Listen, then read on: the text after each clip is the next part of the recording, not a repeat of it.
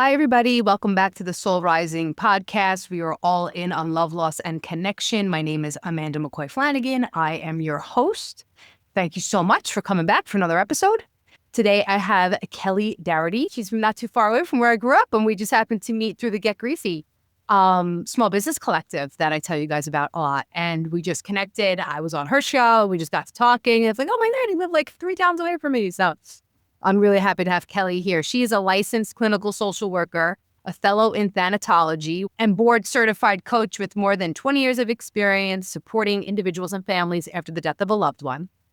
She owns a private clinical practice in Malta, New York, and is the founder of the Center for Informed Grief and co-creator of the Grief Ladies podcast. Kelly develops and leads grief-informed trainings for therapists, schools, and organizations nationwide, and facilitates group experiences and retreats that help individuals find meaning, connection, and growth following loss. So hi, Kelly. Welcome to the show. Hi. Thanks so much for having me. I'm excited to be here. Yeah. Thanks for being on today. So first, let's talk about what is thanatology, and feel free to talk about your story and what got you into this work as well. But I'm just curious first, what is that thanatology? It is the study of death, dying, and bereavement. And nobody knows what it is unless you're in part of the Association for Death Education and Counseling. So I became a fellow a couple of years ago. It's probably, I would consider probably like the highest level of grief counseling, like certifications you could get as a fellow. And so, yeah, I've spent my entire career devoted to this. My mom died when I was 14, which kind of prompted me on this path and got me to realize that this is what I wanted to do with my life and how I found purpose in my grief by being able to help others. I was very fortunate that my dad got me into a hospice grief group, and I met an amazing social worker who was just so instrumental in why I'm talking to you today, and just really supported me and educated me on grief and loss. I remember every time I left, I think I left with another book of hers to read because I was just like fascinated. And I think I just wanted to know what I was experiencing was normal. And also that I wasn't alone. And so after a while, she asked me to start volunteering with the children's program. And that's when I knew that this is what I wanted to do. So here I am, 20, almost, I guess, 30 years later, still doing it and finding meaning in my grief by the work that I do every day. Finding meaning in your grief, because I know for me sometimes, like I just did this day-long online grief retreat with a bunch of the ladies from Get Griefy. And by Thursday evening, I'm in the car driving to pick my daughter up, and I'm bawling over my brother, because I talked about him a couple of times. And being in that space for prolonged periods of time, of course, we're humans. We're not automatons. We're going to feel, right? If I can ask you, how do you manage your own grief as a clinician being surrounded? Well, it's interesting you bring that up because my dad died last year. So actually we're 9 days away from the 1-year anniversary of his death. And so obviously it's very different for me right now, navigating my own like grief practice while grieving. And, I've heard some really stupid things people have said that just assume that I shouldn't grieve because I'm a grief counselor. But I self-disclose when appropriate. And I'll give you an example. So Saturday, I do a program. It's called Healing Strides. And the first hour is a traditional grief group. And then the second hour, we train for a 5K race. And at the end of the 7 weeks, we all run a 5K together. So Saturday was our goal race. And we did it last year. And it was for veterans. And my dad, it was a Navy veteran. He was in the Korean War.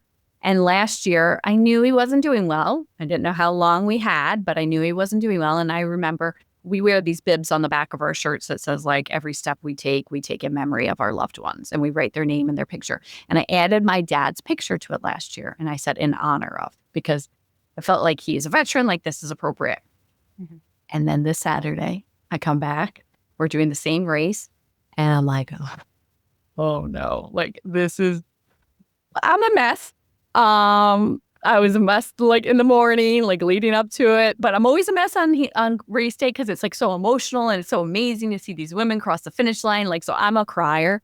I can cry over commercials. So like I always cry on race day, like multiple times, but it's usually like this really excited, but Saturday was rough. So here I have my bib with my parents, both of my pictures of them on my back. And I got to the start line and I burst into tears. And like, not like just a little, like a sobbing. And I'm like, oh shit, what am I going to do?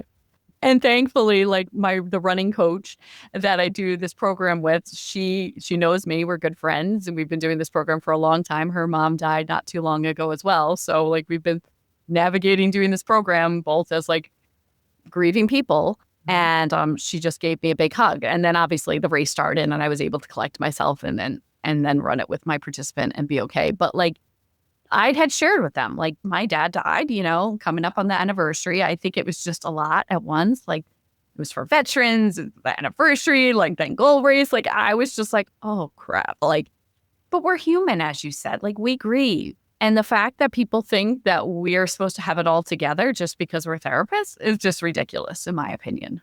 Definitely. Thank you for sharing that very human story. Really appreciate that. At the end of my session at that virtual retreat last week,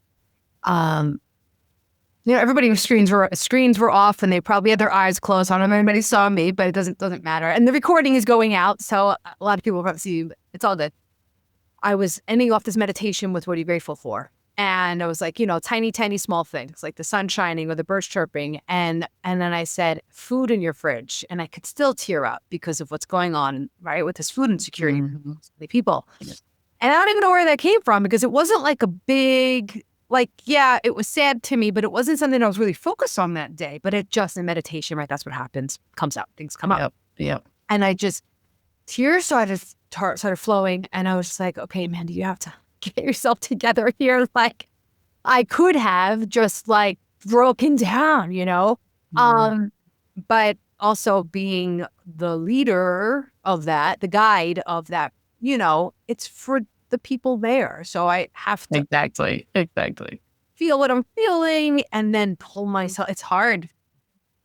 And sometimes you can just break down. And what I took from what you shared was the support that you turned and hugged a friend came over to you, you hugged whatever it was. And that community support, just somebody being there for you and not feeling alone, which is what drives your whole mission, like you said before. So exactly. That's real cool. Thanks for normalizing all of that, because I think a lot of people that listen might be in this work and feel the same way. And I think allowing other people to see that is like, she's crying, I can cry, right? We give people permission. Yeah. So I know you do a lot with what's called Induced After Death Communication. Anything after death communication, just completely, I'm in. So can you tell us what that is? Sure. It is a therapeutic technique. It is developed by Alan Botkin. And back in the 90s, I think. It's been around for a while. People just don't know enough about it, unfortunately. So I love being able to talk about it. I'm so thrilled that you wanted to talk about that. And actually, there's a story in the Get Griefy magazine this month.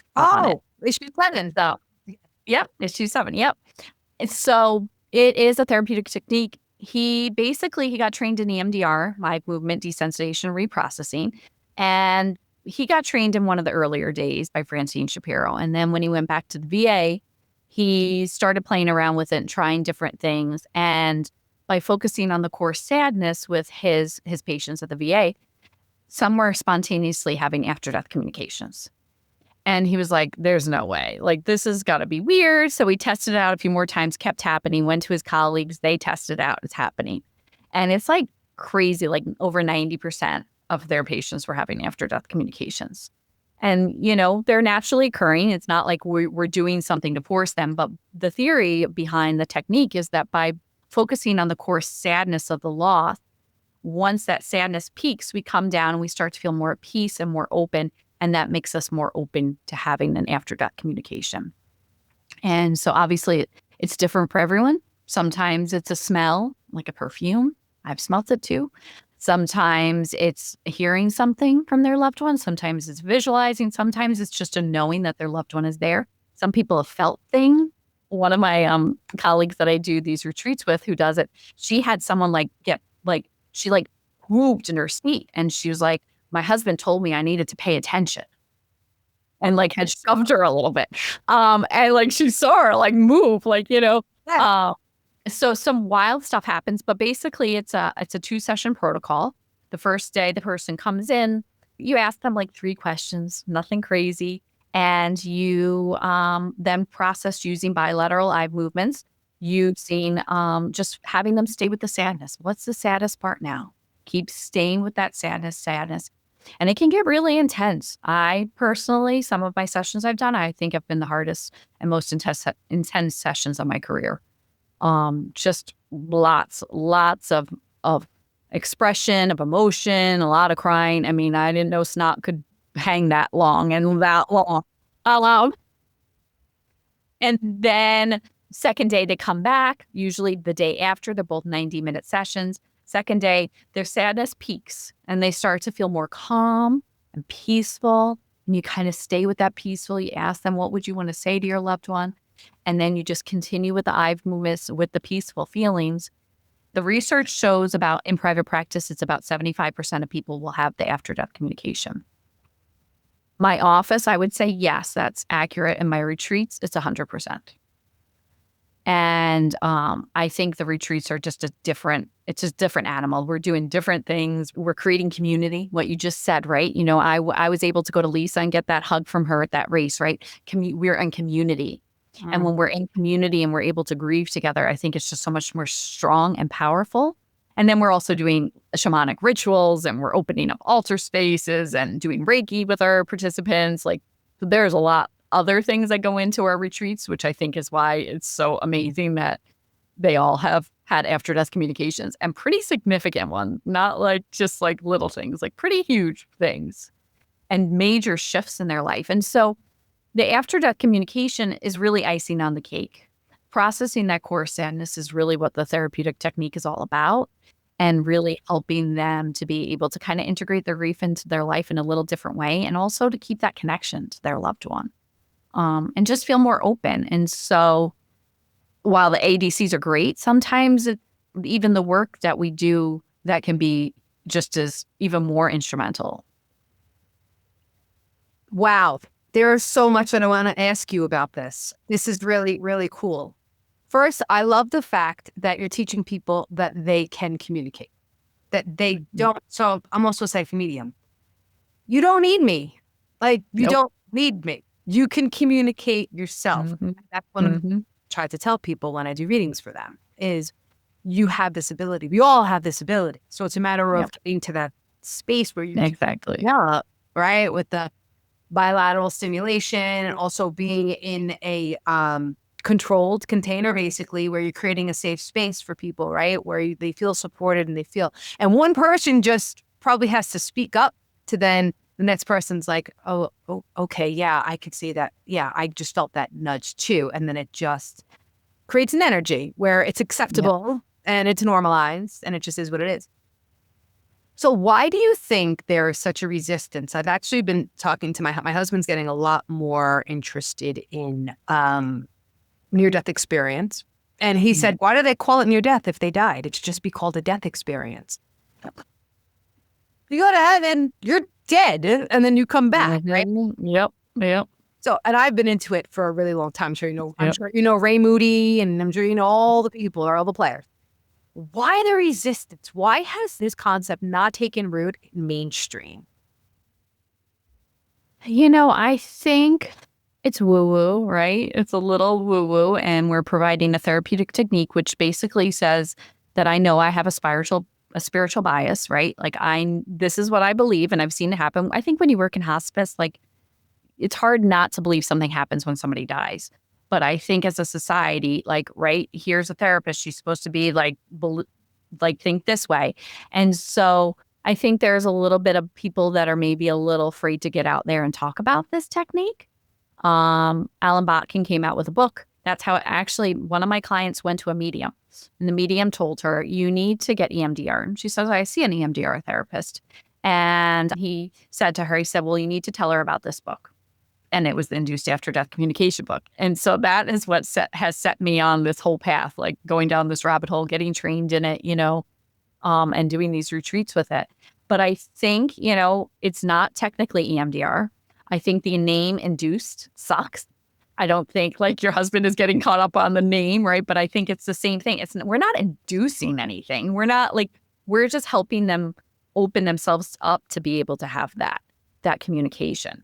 It isn't, we're not, doing anything to make that happen, but processing that sadness, which they're doing. So I think the name sucks, to be honest. Yeah, totally. And I think, there's been some movement with like talking about it in the EMDR circles, and that hasn't gone well. Yeah. And it's not really EMDR because we're focusing on a feeling. We're staying with that feeling. We're not doing all of the other 7 steps of EMDR. We're staying with that feeling. I think more and more people are getting trained in it recently, which is a good thing. And I think they're moving in the direction of maybe getting to expand the network of practitioners and really get it out more into the world, which is what I hope happens because it's really life-changing. The things that I've seen and I watched this woman and I know this sounds wild and I don't even know how to describe it. And probably people are going to think I'm crazy, but I watched this woman's face change in front of me and 10 years of her life just gone. She looks 10 years younger still to this day, 7 months later. Wow. Just to see that physical change, I couldn't, there was tears coming down my face because it was just so amazing. I was so happy for her. Yeah. She's a different person today. For sure. I've seen changes in people like that too. People that have come to my retreats have, specifically I'm thinking of one person for my July retreat. We do every end of September at Mount Princeton Hot Springs. Anyway, these 2 women were calling it life-changing. And the reason why it was life-changing for them is because they now knew and believed that their people, their mothers, are around and are here and are with them. They finally they experienced it. So they believe it. Exactly. Right. I think people have to really experience this stuff firsthand to really believe that it's true. And I agree with you. The word induced sucks. It's that's what they do, right? With labor. You're not getting a shot of in here. I mean, I think the word induced feels like we're controlling things. Exactly. Like witchy, like witchcraft, right? Mm-hmm. And then people might feel like, well, I don't want anybody doing that and controlling me. We do a hypnosis. We do, the escalator. Do you know that escalator going down? Yeah. What the heck is his name? Did we talk about, well, let's do this one. Anyway, the guy who does the original, we do that together as a family often. And he says in there that hypnosis is really misunderstood because the practitioner is not controlling you. He says, how scary would that be? Because there are a lot of unscrupulous people out there that could just be walking around hypnotizing people because it's not hard to do, right? It's not taking you any place that you don't already know, how to go. And that's actually, I just stole that from a lyric from a song yesterday. I forget what song that was. It's already in you, like Reiki. Exactly. Right? Exactly. We're helping to bring it up to the surface for you. Mm-hmm. That's all we're doing. I actually want to get the link to that book, Alan Botkin. I'm going to put that in the notes for people so that they can learn more about this. I think if you have the opportunity to try it, do it. I'll share briefly about my experience. So last year, before we were doing our first retreat, I was like, I feel like I need to kind of go through this with my dad. I know it's only been a few months. They really recommend it be at least a year following a death before you do it. But I was like, I want to do this. And what was so amazing for me, my mom and dad came through. That's amazing and beautiful. But that wasn't what I got the most out of. The most I got out of it was a bit of a change in perspective. I was with my dad when he died. And the last few moments were not peaceful for him. He struggled. And it was really traumatic, to be completely honest. And I was alone. My sisters were not there. And I was kind of pissed off with them it was just me. And what happened in that session was my change of perspective that it was only supposed to be me with him. After my mom died, my sisters moved out, and my dad and I went through a lot together. We went through him getting sober and going into family therapy and me having my wild high school days, and just went through a lot and had to build a relationship for the first time. Up until that point, my dad and I really didn't have a relationship. He was an alcoholic and he worked. My mom was the one who took care of us. So over 30 years, we grew and we got really close and we had a lot of conversations about his sobriety. He got an AA, and the night before he died, I said, he was worried about something. And I said, Dad, if anybody taught me people are capable of change, it's you. Look at what you accomplished. Look at what you did. You made a choice to get sober and to get into AA. And look at the man you are today. Like, you have taught me people are capable of change. And we had this beautiful conversation that I'm so grateful that we had. And so that change in perspective for me was, no, it was just supposed to be him and I because of what we went through together. And to not have that anger anymore or resentment towards my sisters, and to just be grateful that I was with him at that end and that I was the one holding his hand. And so that is what I got out of my experience. And so I think for people, like, they want so badly that after death communication, but sometimes you're going to get what you need out of those sessions. And sometimes it might not be what you think. For me, I went in, I want to connect with my dad. Yeah. But that change in perspective was huge for me. Now, how was that delivered to you? Was it something you felt him say? Was it just a knowing? It was a knowing. It was just processing that sadness out and just, no, this is the way it was supposed to be.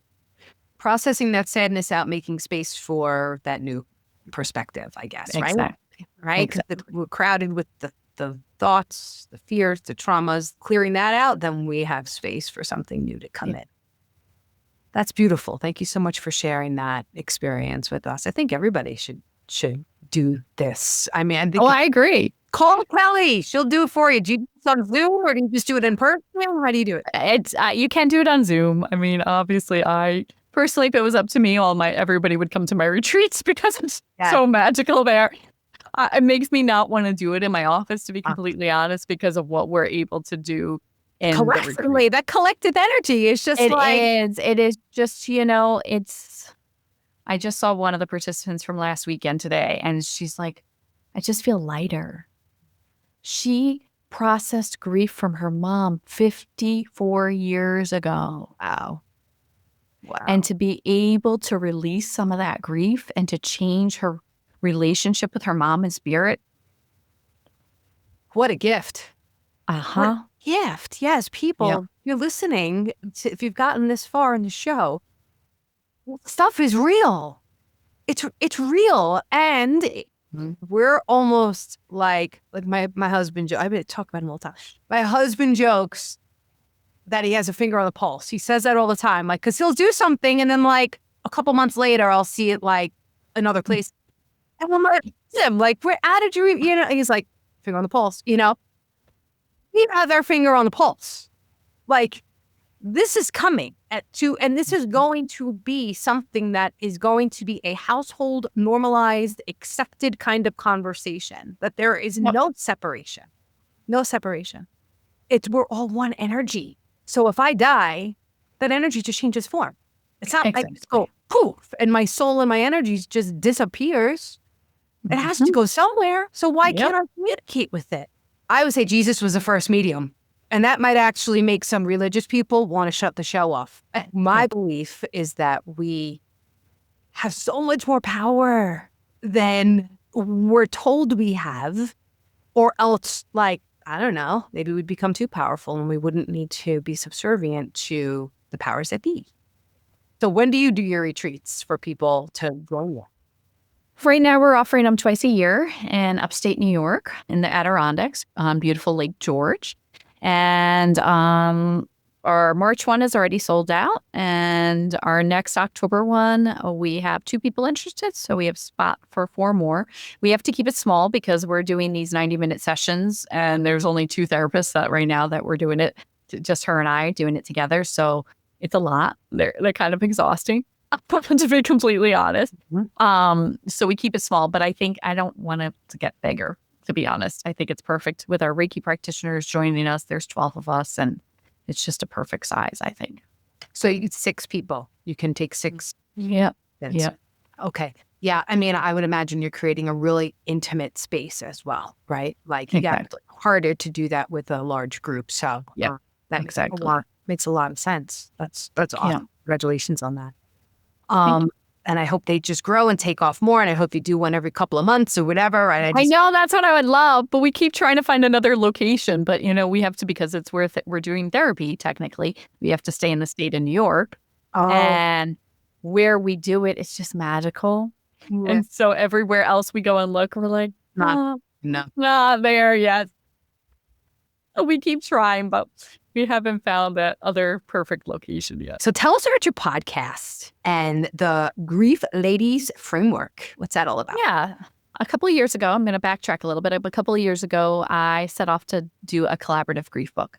So I had to find 24 authors to write this book with me and put it out to the world, and met some amazing people because of it. And Karen Arnold is one of them. She's the founder of Grief in Common. And Karen and I just hit it off instantly. I think, we both have that shared hospice background and both really passionate about grief and loss. And so a friendship developed, and we started doing some things together, and we're like, let's do a podcast. And we had one name, and then there was trademark issues. And we're like, oh, we're going with the Grief Ladies. That's who we are. And so we have a framework based off of that. And it's the word grief, and it's grounding, rebuilding, interacting, evolving, and finding. And basically, it's a roadmap to be able to help people on their grief journey. So many times we say there's no right or wrong way to grieve, but there are certainly things that help. Yeah. And I think we're trying to show people that there is things you can do to help. And obviously, starting with G and grounding, like, you need to have your basics. You need to be able to sleep. You need to be able to eat. You need to be able to move your body. And if you're not doing any of those, interacting with people, going through some of the difficult roadblock emotions, you can't do it. So we start with the basics and kind of work our way through. It's exciting to be able to talk about this and to be able to get it out into the world. And you are a guest on one of our, we call them trail markers. And so one of our letters. And so each week our podcast is going to highlight a different trail marker. So one week will be grounding, and then we go through the letters. And we're doing a free workshop later this month for dealing with the harder days in grief. And we'll get some other things coming out. And our goal is next year to have a book come out along with a companion workbook going through these trail markers and to help people with actionable steps. Can you send me that workshop link and I will include it for people? Is that open to anybody who wants to? Absolutely. Yep. And it's free, and it's on Zoom. I love it. That's really generous and great of you guys. So what is in the evolving one? How would you describe, like, what kind of guest? Is that the one I did? I don't remember. I'm trying to remember. I couldn't remember. I think you may have been. Because, so evolving is dealing with what Karen calls them the roadblocks. And these are maybe the emotions that we get stuck on. So dealing with the anger, the guilt, I think fear as well. And then also dealing with the change in self-esteem that we go through when we're grieving. I don't think we talk enough about that. And Karen loves to talk about that. That's probably one of her favorite topics to talk about, is the self-esteem piece, because it does, especially for widows and parents. I work with a lot of grieving moms, and that's like their biggest thing, especially if their child died of an overdose or suicide. They really question their parenting and their confidence in themselves. So it's about dealing with those so you can kind of work through it so you can feel better. And maybe, it's not, and I loved the other day, I listened to one of your episodes, and you talked about moving forward, right? It's not about moving on. It's about moving forward. Mm-hmm. And that's what we're trying to give people hope for, that you can move forward with love. You can move forward with your grief. You can move forward with your loved one. It's okay to stay connected to our loved one. Mm-hmm. Yeah, those continuing bonds. Not just through looking at pictures or listening to voicemails or whatever it is. It's really, and it's an evolving bond. It's something that can evolve. Your relationship, thank you for saying this, your relationship can grow. On this retreat the other day, this virtual retreat, somebody said at the round table, she said, when you have unfinished business with your loved one, how do you deal with that? And I talked about that connection that's still there, that you can mend fences, even though they're not here, if that's something that you want to do. Of course, we can write letters, right? And we can express and do all of them. But you can have a conversation. Like, you can listen, and if it's popping in your head, most likely you're not just making it up. If you got to search for it, you're probably making it up. But if it's just boom, and once you do it right over and over, you could discern, is that me or is that spirit, right? So you don't have to sit with that pain for so long. And thank you so much for saying, yes, there is no right way to do grief, of course, but there are definitely things that help. Sometimes I feel like And hurt. What was that? And things that hurt. Yes, totally. And I sometimes grapple with the concept of like not like the almost suggesting that people move forward is like blasphemy to some people. Do you ever experience that, or what are your thoughts on that? Well, and I think that's where they get stuck on the moving on, right? You're going to move on from this. You're going to get over this. No, you're not getting over this. You're learning to live with this. You're learning to integrate this into your life. You know, one of my little girls that I work with, she was at a grief camp, and at the end of the camp, she was pretty emotional, which is not like her. So I went over to her and I said, "What's going on?" And she said, "I feel like I've been carrying a backpack of rocks around all weekend, and I just needed to let some rocks out." Oh. And yes, she let those rocks out, but that backpack is always there. Mm. Some days it feels really, really heavy. Uh-huh. You know, some days it feels light and you can't even imagine that it's there, right? You're just going on and moving forward, but it's always there. Mhm. And that's what grief really looks like. And it is moving forward with love. You're continuing that love and that connection you have with them. I describe it as like a hum, like a quiet hum that's always kind of there. And some days it's louder, and some days it's like, oh, I didn't even hear it today.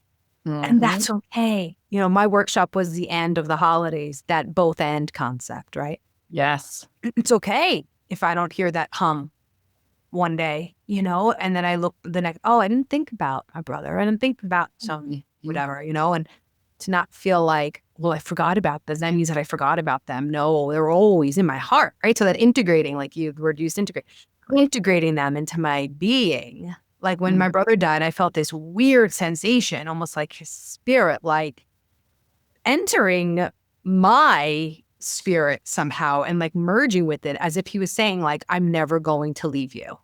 And then I had this experience. I was in the shower getting ready for his funeral, and I had the song on. The song is Off He Goes. It's a Pearl Jam song, my favorite band. And I just was crying in the shower, you know, and my eyes were closed, probably because shampoo was coming down my face. And I was crying. And all of a sudden I saw him like in my mind's eye, and he was laughing and smiling. And he said, "Why are you crying, sis? Like, I'm okay. Like, I'm good. Like, better for my brother being a drug addict and what he suffered with. Heaven was definitely, I don't want to use the word better because I know people get very like, not in a better place, right? But like for Jeremy, he was out of his pain, and whatever that looks like for you, that looks like whatever adjective you want to describe, apply to that. Great. I believe my brother is in a better place from what he was dealing with. That's not true for everyone, of course. So having that continual connection deep within, in a core, in my heart, in my soul, in my spirit, allows me to not feel guilty if I don't feel or sense that quiet hum one day. Yeah. So yeah, it's a wild experience. Grief is like crazy. And well, it is. And you can think like like last year was fine. And then you come to this year, like a new holiday or an anniversary, and then boom, you're hit. Like that wave of grief, and you're like, why this year? And you know, sometimes there's reasons, right? It's a date, like an anniversary or a milestone, or we love to do the grief math, like, right? You know, like, oh, it's been this many. I remember when I turned 28, I was like, I've now lived half of my life without my mom. And then when I turned, 42, I was again like, now I've lived 2/3 of my life. And, like last year, my sister was like, I'm officially older than my mom ever was. We do all this grief math, right? And then we get hit with another wave of grief. It just ebbs and flows. And it's just about, we have to learn how to ride those waves when they happen. Totally. And the word acceptance is popping in my head, and not so much acceptance of the loss, and that's part of it too, of course, but acceptance of those grief waves, those times that it's just going to hit. Just accept that it's going to hit me. And when I am hysterical, after a long day of talking about grief and my brother, accept that and have that self-compassion for myself and say, it's okay, Amanda, you're allowed, and my girls are in the car and they're trying to comfort me. And of course I'm the mom and I'm all worried about like, oh my God, am I parentifying my kids?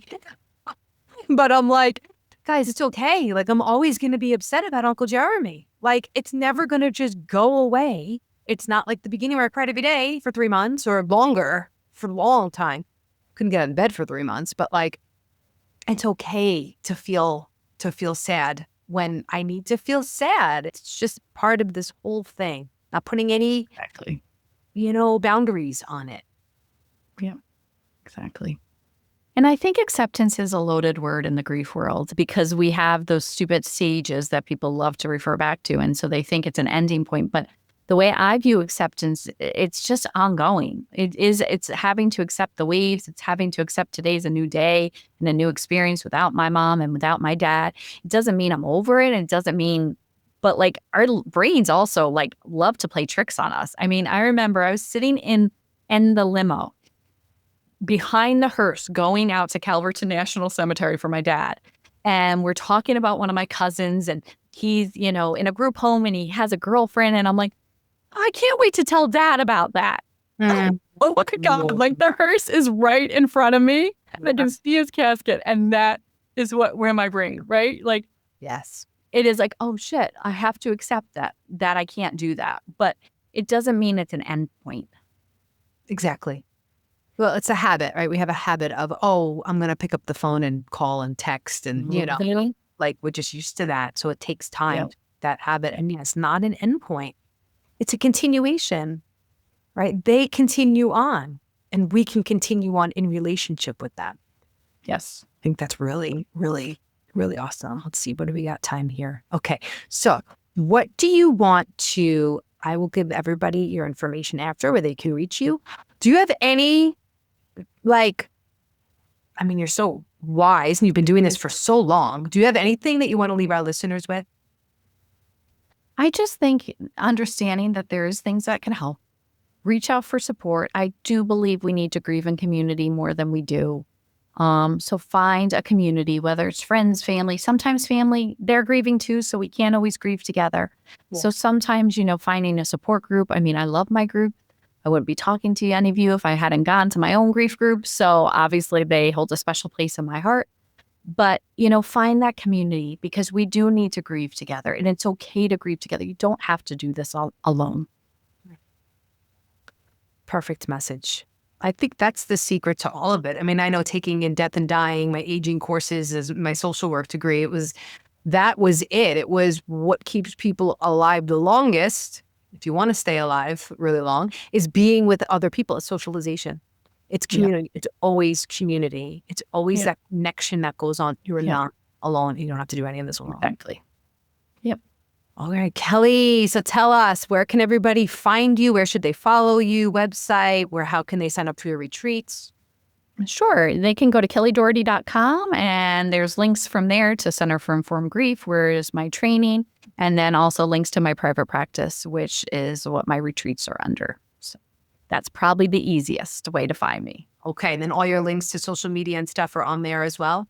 Yep. And you can check out griefladies.com as well to find out all about our podcast. Comes out every Wednesday with new episodes. And for November and December, we're going to be doing a whole holiday series. So perfect. Really talking about grief in the holidays. Perfect. People really, really need that. I remember my first Thanksgiving without my brother was a nightmare. A nightmare. It's hard to be thankful and grateful when you're grieving. I was just not good. Oh my God. I'll never forget that day. That was a bad day. Thank you, Kelly. Thank you for the work that you're doing. Thank you for taking time to be with us today. Keep going. The world needs you. You're doing excellent work. And I will talk with you soon. Okay. Bye.